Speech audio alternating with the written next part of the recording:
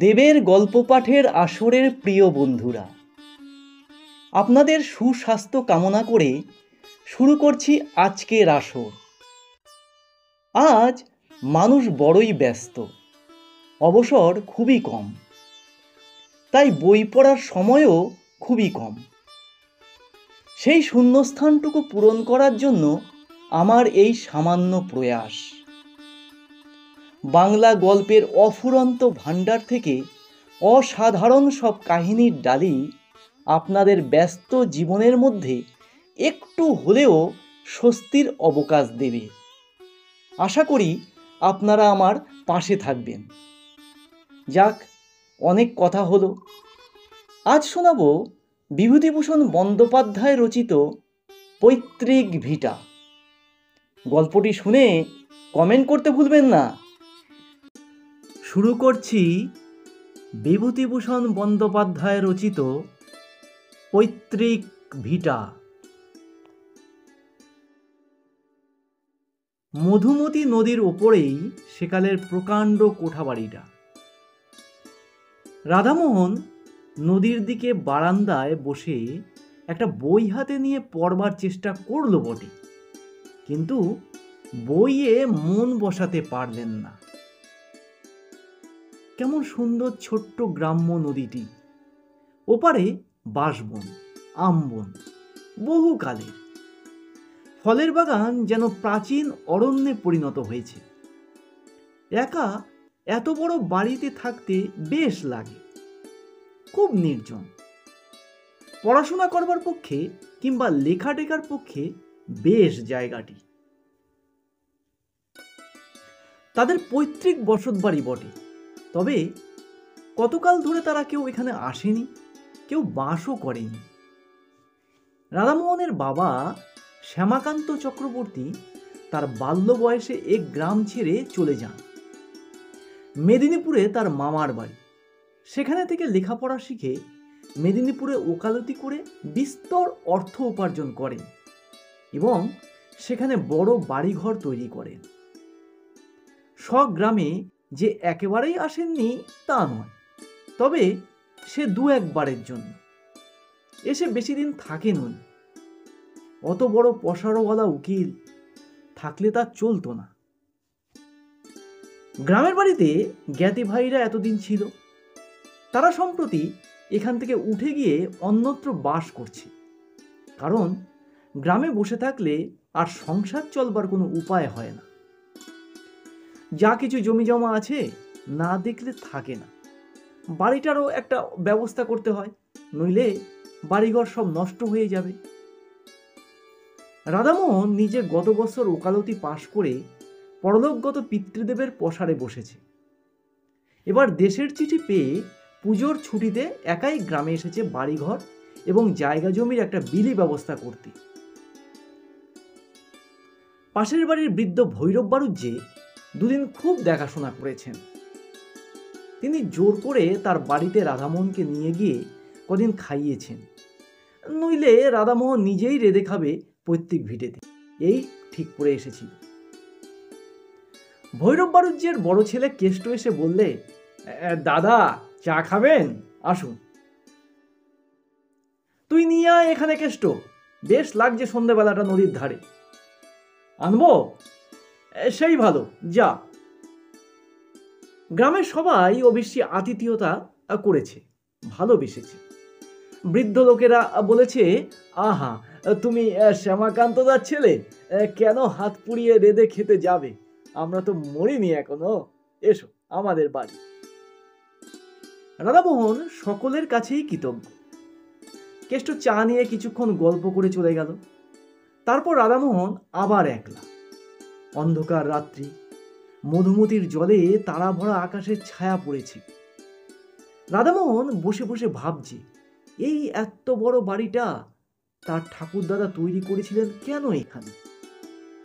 সেকালের পুলিশের দারোগা ছিলেন তিনি, অনেক পয়সা রোজগার করেছেন বটে, কিন্তু বৈষয়িক বুদ্ধি ছিল না সেকালের লোকে। এই বনজঙ্গলে ভরা গ্রামে কেউ পয়সা খরচ করে বাড়ি করে? কি কাজে আসছে এখন? আচ্ছা, সুরকির কলওয়ালারা বাড়িটা নেয়, তাহলে পুরনো ইটের দরে বাড়িটা বিক্রি করা যায়। খুট করে কিসের একটা শব্দ শোনা গেল। রাধামোহন দেখলে একটি 10-11 বছরের টুকটুকে ফর্সা মেয়ে ঘরের দাওয়ার আড়াল থেকে উঁকি মারছে। ঘরের মধ্যে হারিকেন জ্বলছে, বারান্দাতে সামান্য আলো এসে পড়েছে, সুতরাং একেবারে অন্ধকারে এসে বসে নেই। ভৈরব বাড়ু যে একবার ছেলে পাঠায় একবার মেয়ে পাঠায়, লোকটা খুব যত্ন করছে বটে। কি খুকি, ভাত হয়েছে বুঝি? একটু পরে মেয়েটি সসংকোচের সঙ্গে বাইরে এসে দাঁড়ায়। রাধামোহন বললে, তোমার নাম কি? লক্ষ্মী। বেশ নাম, পড়ো? হুম। গান জানো? হুম। রাধামোহন হেসে বললে, তবে তো মুশকিল দেখছি, বিয়ের বাজারে তুমি যে বিপদে পড়বে। রান্না? বালিকা ঘাড় নেড়ে জানায়, সে জানি। ওই একটা ভালো গুণ রয়েছে তোমার, তা কি কি রান্না জানো? সব। সব? বাহ, বেশ খুকি তুমি, বসো। বালিকা সলজ্জভাবে ঘাড় নেড়ে বললে, না, বসবো না। কেন, কাজ আছে? না। তবে বসো। না, আমি যাই, তুমি খেয়ে এসো। যাচ্ছি, ভাত হয়েছে? তোমার খুব খিদে পেয়েছে না? যাও, খেয়ে এসো। রাধামোহন কি একটা বলতে গিয়ে পেছন ফিরে দেখলে খুকি কখন চলে গিয়েছে। সে একটু পরে বাড়ুজ্যে বাড়ি খেতে গেল। ভৈরব বাড়ুজ্যে বললে, এসো বাবাজি, এসো, রান্নাও হয়ে এলো প্রায়। রাধামোহন বললে, হ্যাঁ, আপনার মেয়ে ডাকতে গিয়েছিল যে। খাওয়া দাওয়া করে রাধামোহন চলে এল। একা নির্জন বাড়িতে তার বেশ লাগে। তার পূজ্যপাত পিতৃপুরুষেরা যেন অদৃশ্য চরণে এখানে বিচরণ করেন। এই বাড়িতে তার পিতামহ বাল্যকালে খেলে বেরিয়েছেন। তার পিতামহী নববধূরূপে প্রথম এসে দুধে আলতায় পা রেখে দাঁড়িয়েছেন এ বাড়ির প্রাঙ্গণে। আজ তারা বিদেশে গিয়ে বড় বাড়ি ফেদে বাস করছে, দেশকে ভুলে গেছে। গভীর রাত্রে ঘুমের ঘোরে সব পূর্বপুরুষেরা যেন এসে অনুযোগ করেন, কেন আমাদের ছেড়ে চলে গেলে, কি করেছিলাম আমরা। পরদিন সকালে উঠে সে নিজের জমি জমা নিয়ে ব্যস্ত রইল। সারাদিন কাটলো সেভাবে। রাত্রে বারান্দাতে বসেছে। আবার সেই খুকিটি এসে দরজার আড়ালে দাঁড়ালো। প্রথমটা রাধামোহন টের পায়নি, বড় লাজুক মেয়ে, নিঃশব্দ চরণে কখন সে এসে দাঁড়ায়। রাধামোহন বললে, ও খুকি, ভাত হয়েছে নাকি? আজ দেরি হবে, মাংস রান্না হচ্ছে তোমার জন্যে। সত্যি? তবে তো আজ ফিস্টের ব্যবস্থা। ও, তুমি বুঝি ফিস্ট বুঝতে পারলে না? ভোজ যাকে বলে, কি বলো? খুকি হেসে চুপ করে রইল। বেশ মেয়েটি, বেশি কথা বলে না, শান্ত সলজ্জ ব্যবহার। রাধামোহন বললে, তোমার মামা বাড়ি কোথায় খুকি? ভুলে গিয়েছি। ভুলে গিয়েছি? কিরকম? সেখানে যাও না? খুকি ঘাড় নেড়ে বললে, না। রাধামোহনের হাসি পেলে খুকির কথায়, বেশ নিঃসংকোচ ভাব ওর। খুকি আবার বললে, তুমি একা এসেছো কেন? রাধামোহন হাসতে হাসতে বললে, কেন বলো তো? বৌজিদের নিয়ে এসো, এত বড় বাড়ি পড়ে আছে, আমোদ করুক। তোমার তাই ইচ্ছে খুকি? খুব, আমি তো তাই চাই। কেন? কতকাল এ বাড়ি এমনই পড়ে আছে না, কেউ পিদিম দেয় না। এ কথাটা ওর মুখ থেকে শুনে রাধামোহনের আশ্চর্য লাগলো। এতটুকু মেয়ের মুখে এমন কথা, পাকা গিন্নির মতো। ও কৌতুকের সঙ্গে বললে, তোমার তাতে খারাপ লাগে নাকি খুকি? বাহ, লাগে না? তোমরা সবাই এসো, বাড়িতে শাক বাজুক, সন্ধ্যের পিদিম দেওয়া হোক। কথা শেষ করেই সে ব্যস্তভাবে বললে, তোমার খুব খিদে পেয়েছে না? বড্ড রাত হয়ে গেল। না না না, এমন আর বেশি কি রাত? তোমার আবার সকালে খাওয়া অভ্যেস। তুমি কি করে জানলে খুকি? অস্ফুট হাসির সুর মাত্র শোনা গেল, কোনো উত্তর এলো না। একটু পরে মাথা দুলিয়ে দুলিয়ে খুকি বললে, ভালো লাগে, বড্ড ভালো লাগে। রাধামোহন ওর দিকে চেয়ে বললে, কি ভালো লাগে খুকি? এই তুমি আজ এসেছো, কেউ তো কখনো আসে না এ বাড়িতে। তুমি যাও, মাংস রান্না হয়ে গিয়েছে। হয়ে গিয়েছে? তুমি কি করে জানলে? কি হেসে বললে, আমি জানি যে, যাও তুমি। দাঁড়াও, আমি মুখটা ধুয়ে আসি, একসঙ্গে যাব। মুখ ধুয়ে এসে কিন্তু রাধামোহন খুকিকে আর দেখতে পেল না। চঞ্চল মন ছেলে মানুষ, তাই আগেই চলে গিয়েছে। বেশ খুকিটি, কেমন পাকা পাকা কথা বললে, হাসতে হাসতে প্রাণ যায়। ভৈরব বাবু যে ওকে দেখে বললে, এসো এসো এসো বাবাজি, এই তোমার ডাকতে পাঠাচ্ছিলাম। আজ একটু বেশি রাত হয়ে গেল, একটু মাংস নেওয়া হলো আজ। বলি, রোজ রোজ ডাল ভাত ওরা খেতে পারে না। আমার বাড়ি আজ দুদিন খাচ্ছি, সে আমার ভাগ্যি, নইলে ওদের অভাব কি। তাই আজ। রাধামোহন সলজ্জভাবে বললে, না না না, সে কি কথা, যা জুটবে তাই খাবো। পর ভাবেন নাকি কাকা, আমি তো বাড়ির ছেলে।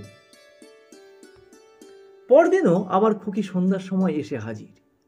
রাধামোহন বললে, এসো খুকি, তোমার কথাই ভাবছিলাম। খুকি হেসে বললে, আমার কথা? সত্যি তোমার কথা। খুকি ছেলে মানুষই ভাবে ঘাড় দুলিয়ে হেসে বললে, কেন আমি জানি। তুমি জানো? জানি, কিন্তু বলবো না। রাধামোহন আজ খানিকটা সন্দেশ আনিয়ে রেখেছে খুকিকে দেবে বলে। অবশ্যই আনিয়েছিল হরিনন্দীর চাকর অমূল্যকে দিয়ে, ইসলামকারীর বাজার থেকে। ইসলামকারীর সন্দেশ এই অঞ্চলে বিখ্যাত। অমূল্য দেখা যাচ্ছে গল্প করে বেরিয়েছে। রাধামোহন মনে মনে বিরক্ত হয়ে উঠল অমূল্যের ওপর। খুকিকে হঠাৎ খুশি করে দেবে সন্দেশ হাতে দিয়ে ভেবেছিল, সেটা আর হলো না। তবুও রাধামোহন বললে, তুমি জানো না খুকি, কি বলো তো? খুকি মৃদু মৃদু হেসে বললে, জানি আমি। ওর হাসির মধ্যে একটা বিজ্ঞতা আছে যে রাধামোহন আর কোনো প্রশ্ন করলে না এই বিষয়ে। ও জানে, ওর মৃদু হাসির মধ্যে দিয়েই সে কথা বোঝা গেল। অমূল্যটা আচ্ছা তো, পাড়া গায়ের লোকের পেটে কোনো কথা থাকে না। খুকি আবদারের সঙ্গে বললে, কই দাও আমাকে সন্দেশ। রাধামোহন ব্যস্ত হয়ে ওকে সন্দেশ দিতে গেল, কিন্তু ওকে আর সেখানে দেখা গেল না। চঞ্চলা বালিকা কখন হঠাৎ চলে গিয়েছে। ওর ধরন বড় আশ্চর্য রকমের। আহারের সময় ভৈরব বাড়ুজ্যের বাড়িতে ও সন্দেশটা নিয়েই গেল। বললে, খুকি বড় লাজুক, তখন চলে এলো, ওকে একটু এই। ভৈরব বাড়ুজ্যে হেসে বললে, হে হে হে, খুকি বুঝি তোমার কাছে গিয়েছিল? রোজই যায়, গল্প সল্প করে। তাই নাকি? হ্যাঁ, ও একটু লাজুক বটে, খুব ছেলে মানুষ তো। পরদিন সন্ধ্যায় খুকি আবার নির্দিষ্ট স্থানটিতে এসে দাঁড়ালো, বারান্দাতে। রাধামোহন বললে, কাল অমন করে চলে গেল কেন তুমি? আমি ভারী রাগ করেছিলাম কিন্তু। খুকি হেসে চুপ করে রইল। খেয়েছিলে সন্দেশ? বারে, যখন তুমি বললে ওই তো আমার খাওয়া হয়ে গেল। পরক্ষণেই সে যেন স্নেহের সুরে বললে, তুমি এই এসেছো, আমার কত ভালো লাগছে। বাড়িতে পিদিম জ্বলছে, একা একা ভালো লাগে। শহরে যাবে? চলো আমার সঙ্গে, চলো। আমার এখানেই ভালো, ওসব আমার ভালো লাগে বুঝি। বাহ, কত ছবি টবি, কত খাবার দাবার। হোক গে, আমার তাতে কি। তুমি আবার আসবে বলো? আসবো নিশ্চয়ই, কেন আসবো না। এতদিন তো আসোনি, ভিটেতে সন্ধ্যের সময় পিদিম জ্বলেনি তো। আচ্ছা, আসি আজ। তুমি তো মঙ্গলবারে যাবে। রাধামোহন একটু আশ্চর্য হলো। মঙ্গলবারে সে যাবে বলেছিল ভৈরব বাড়ুজ্যকে। ভৈরব কাল আবার বাড়িতে গল্প করেছেন। তারপর দুদিন রাধামোহন বৈষয়িক কাজে অন্য গ্রামে গিয়ে রইল। সোমবার অনেক রাত্রে নৌকা যোগে স্বগ্রামে ফিরল বটে, কিন্তু ভৈরব বাড়ুজ্যের বাড়ির কারো সঙ্গে অত রাত্রে আর দেখা করলেন না। ঘরে চিড়ে ছিল, তাই খেয়ে রাত কাটালে। পরদিন সে যাবার জন্য তৈরি হচ্ছে। ভৈরব এসে বললে, বাবাজি, কাল কত রাত্রে এলে, খেলে কোথায়? আমাদের ডাকা তোমার উচিত ছিল। তুমি তো ঘরের ছেলে, এত লজ্জা করো কেন? ছি। রাধামোহন বললে, আপনার খুকিটিকে একবার ডেকে দিন না। বেশ বেশ, এক্ষুনি ডাকছি, দাঁড়া। একটু পরে একটি 8 বছরের কালো মতো মেয়ের হাত ধরে ভৈরব বাড়ুজ্যে সেখানে নিয়ে এলেন। রাধামোহন বললে, এ খুকি তো নয়, এর দিদি। ভৈরব বাড়ুজ্যে বললে, এর দিদির তো বিয়ে হয়ে গেছে, সে তো শ্বশুর বাড়ি আছে, তুমি তাকে দেখোনি। তবে আপনার বাড়ির অন্য কোনো মেয়ে? আমার বাড়িতে বাবাজি আর কোনো মেয়ে নেই। তবে অন্য কোনো মেয়ে? কিন্তু না, আর কোনো মেয়ে পাড়ায় নেই ও বয়সের। দুঘর তো মোটে ব্রাহ্মণের বাস। বয়স কত? রাধামোহনের হঠাৎ মনে পড়ে গেল। বললে, ওর নাম বলেছিল লক্ষ্মী। লক্ষ্মী? সে আবার কি? কই, ও নামের মেয়ে এ গ্রামে তো নেই। তোমার শুনতে টুনতে ভুল হয়ে থাকবে বাবাজি। শুনতে ভুল হতে পারে নামটা, কিন্তু সে খুকিটি কে? সে তো আর ভুল হবে না। কই বাবাজি, বুঝতে তো পারলাম না। ও বয়সের ও নামের মেয়ে আমাদের পাড়ায় কেউ নেই ঠিকই। রাধামোহন চিন্তিত মনে বিদায় নিলে। আশ্চর্য ব্যাপার, খুকি বার দেখা করতে এলো না কেন? স্বগ্রাম থেকে ফেরবার 2 বছর পরে রাধামোহন তার পিসির বাড়ি গিয়েছে জব্বলপুরে। সেখানে পুরনো এক ফটো অ্যালবাম খুলে দেখতে দেখতে একটি মেয়ের ফটো তার চোখে পড়ল। এই মেয়েটিকে সে যেন কোথায় দেখেছে, ঠিক মনে পড়ল না। পিসিমাকে ডেকে ফটোটা দেখাতে তিনি বললেন, একে তুই দেখবি কোথায়? ও তো আমার ছোট বোন, তোর ছোট পিসি। 12 বছর বয়সে মারা যায়, তখন তুই কোথায়? তোর মার বিয়েই হয়নি। আমরা তখন সব আমাদের গায়ের বাড়িতেই থাকি।